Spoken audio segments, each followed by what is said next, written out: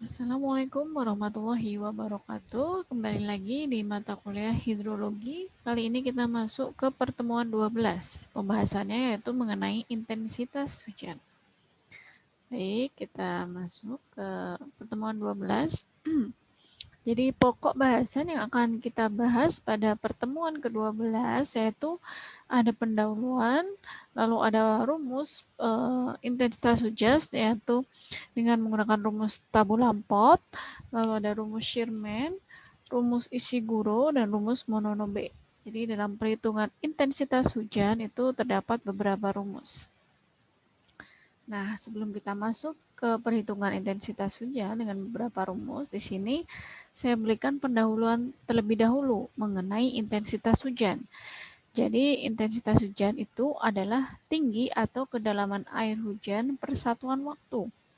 Jadi, tingginya biasanya dalam bentuk milimeter. Nah, satuan bentuknya bisa dalam bentuk jam atau menit, seperti itu, atau per hari gitu ya. Jadi, kedalaman hujan per satuan waktu. Jadi sering ketika kita mendengar di berita-berita gitu ketika hujan lebat sering ya disebut bahwa intensitas hujan pada hari ini cukup tinggi. Nah, itu berarti menunjukkan kedalaman air hujan per satuan waktu. Nah, di sini juga saya berikan penjelasan mengenai sifat umum dari hujan. Jadi makin singkat hujan berlangsung, maka intensitas curah hujannya makin tinggi. Namun makin besar periode ulangnya, intensitas hujan juga makin tinggi. Jadi ini adalah merupakan sifat umum dari hujan. Nah, di sini juga terdapat rumus sederhana untuk menghitung intensitas hujan. Nah, pada rumus sederhana ini tidak memperhitungkan beberapa faktor lainnya. Jadi dia hanya memperhitungkan tinggi hujan dibagi dengan lamanya hujan. Jadi intensitas hujan sama dengan tinggi hujan dibagi lamanya hujan. Tinggi hujan ini bisa kita dapatkan dari perhitungan minggu sebelumnya, yaitu perhitungan curah hujan rencana. Jadi curah hujan rencana itu kan satuannya milimeter. Nah, ini disebut juga dengan tinggi hujan. Nah, dibagi dengan lamanya hujan. Nah, di sini lamanya hujan kita juga harus melakukan observasi gitu ya. Kita harus tahu kira-kira di daerah A itu lama hujannya berapa menit atau berapa jam. Nah, biasanya setiap daerah memiliki sifat lama hujannya itu berbeda-beda. Nah, di sini juga merupakan ada contoh yang namanya kurva IDF atau Intensity Duration Frequency, di mana di kurva ini itu merupakan gambaran antara hubungannya intensitas hujan dengan lama hujan. Jadi yang sumbu Y ini adalah intensitas hujan I ya, lambangnya I intensitas hujan, sedangkan yang sumbu X itu adalah waktunya. Jadi kalau kita lihat di grafik ini bahwa makin singkat waktunya, jadi makin ini kan biasanya mulai dari 0 ya. 0, 1 jam, 2 jam, sampai dengan 24 jam misalnya. 24. Nah, di sini makin singkat waktu hujannya, maka intensitas hujannya makin tinggi ya. Namun ketika lama hujannya makin lama, maka dia intensitasnya makin rendah. Nah, disitulah cara kita menggambarkan sifat dari hujan. Jadi makin lama waktu hujannya, maka makin kecil intensitas hujannya. Namun makin cepat waktu hujannya, maka makin tinggi intensitas hujannya. Nah, yang pertama akan kita bahas yaitu adalah rumus Talbot. Dan jadi di rumus Talbot ini ada sejak tahun 1881. Nah, ini banyak digunakan karena mudah diterapkan dan tetapan-tetapan A dan B ditentukan dengan harga-harga yang terukur. Jadi di sini intensitas itu dihitung berdasarkan nilai A, B, dan T. A itu adalah konstanta yang tergantung pada lamanya hujan yang terjadi di suatu das. Jadi kita harus melakukan observasi. Misalnya kita melakukan observasi di wilayah daerah aliran sungai Kali Pesanggerahan gitu ya. Nah, di situ kita observasi misalnya Kali Pesanggerahan itu kan melewati daerah Depok, lalu Tangerang Selatan dan wilayah Jakarta. Nah, itu kita observasi di wilayah tersebut itu Biasanya rata-ratanya terjadi hujan itu selama berapa jam? Nah, itu kita observasi sebagai nilai konstanta A dan B. Lalu ada nilai T, lamanya hujan. Nah, ini sama ya. Jadi di sini kita harus bisa membedakan antara konstanta dan lamanya hujan. Kalau kita observasi berapa lamanya hujan, itu akan ketemu satuannya waktu. Nah, itu berarti lamanya hujan. Namun ketika kita melihat konstanta, berarti itu adalah sebuah koefisien atau konstanta yang harus kita cari berdasarkan referensi-referensi tertentu untuk memperhitungkan rumus Talbot. Nah, untuk menentukan koefisien atau konstanta tersebut menggunakan rumus yang ada di sini. Ini ada rumus untuk menentukan koefisien A dan rumus untuk menentukan koefisien B. Nah, rumus ini tergantung dari lamanya hujan. Lalu di sini juga terdapat N. N itu adalah banyak data. Banyak data dari banyak data hujan yang kita peroleh. Seperti itu. Jadi di rumus Talbot sangat penting yaitu untuk mengetahui lamanya hujan. Lalu yang kedua ada rumus Shearman. Nah, rumus ini cocok untuk jangka waktu curah hujan yang lamanya lebih dari 2 jam. Jadi daerahnya sering mendung, hujannya lama, hujannya awet gitu ya. Nah, itu cocok menggunakan rumus Shearman. Rumus Shearman ini dia juga sama ya, tergantung dari lamanya hujan. Jadi kita harus perlu melakukan observasi untuk mengetahui lamanya hujan di wilayah das tersebut. Lalu juga sama, N itu adalah banyaknya data hujan yang kita miliki. Lalu yang ketiga ada rumus Ishiguro. Rumus Ishiguro ini ditemukan oleh Dr. Ishiguro dari tahun 1953. Masih sama dengan rumus sebelumnya tergantung dari lamanya hujan. Jadi ada koefisien A dan koefisien B, ini sama dengan rumus Talbot, rumusnya, di mana ada N dan T, T itu lamanya hujan, dan N adalah banyaknya data.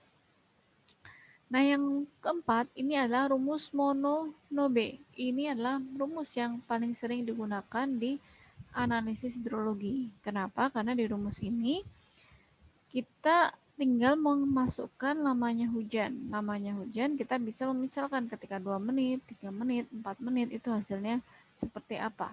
Nah, ini adalah kelebihan dari Mononobe. Selain itu, di Mononobe ini apabila data hujan jangka pendek tidak tersedia, nah maka yang ada adalah hanya data hujan harian. Jadi kita bisa menggunakan data hujan harian yang biasanya kita dapat dari stasiun BMKG atau data hujan yang kita dapat gitu ya. Itu kan biasanya hujannya hujan harian. Nah, dari hujan harian tersebut kita bisa menggunakan rumus ini. Jadi intensitas itu sama dengan R24. R24 itu adalah curah hujan maksimum harian. Curah hujan maksimum harian ini adalah curah hujan rencana yang pada pertemuan minggu lalu sudah saya jelaskan ya cara menghitungnya. Nah, lalu dari curah hujan maksimum harian dibagi dengan 24 dikali 24 dibagi T. T itu lamanya hujan. Jadi di sini kita juga melakukan observasi biasanya lamanya hujan di wilayah tersebut itu berapa lama. Nah, lalu dipangkatkan 2/3. Nah, ini rumus Mononobe yang paling sering digunakan. Contoh perhitungan, jadi di sini ada contoh perhitungan. Ini adalah contoh perhitungan curah hujan rencana di pertemuan minggu lalu. Contoh perhitungan curah hujan rencana metode Loh Person tipe 3. Nah, didapat ini ya curah hujan rencananya adalah yang ini. Jadi periode ulang 2 tahun sampai periode ulang 100 tahun ya. Nah, ini adalah hasilnya. Nah, dari curah hujan ini adalah 60 mm sampai 171 mm ini kita akan cari berapa intensitas hujannya. Nah, tadi kan ada ya curah hujan periode ulang 2 tahun yaitu 60 mm sampai periode ulang 100 tahun yaitu 171 mm. Sekarang kita cari intensitas hujannya dengan rumus ini. Nah, dengan rumus ini kita bisa mendapat ketika hujannya 1 jam maka intensitasnya 20,83. Jadi kita tinggal memasukkan R24 ini adalah yang ini ya, curah hujan rencananya. Misalnya kita mau mengisi kolom yang pertama ini. Maka R24-nya adalah 60,16 dibagi dengan 24 dikali 24 dibagi T. T-nya adalah 1 jam. Dibagi 2, dipangkat 2 per 3. Misalnya kita mau menghitung ketika waktunya 5 jam. Yang ada di sini menggunakan periode ulang curah hujan maksimumnya yang periode ulang 5 tahun. Maka di sini R24-nya kita masukkan 82,436 sesuai periode ulang 5 tahun. Dengan T-nya adalah 5. Maka hasilnya adalah seperti yang ada di sini 9,774. Nah, ini akan mudah jika kita menggunakan Excel. Didapat mulai dari hujan 1 jam sampai hujan 24 jam.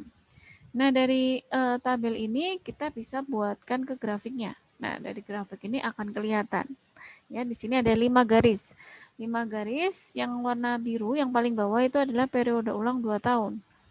Lah makin tinggi sampai yang warna hijau itu periode ulang 100 tahun. Nah, di kelima periode ulang ini atau keenam periode ulang ini memiliki sifat yang sama ya.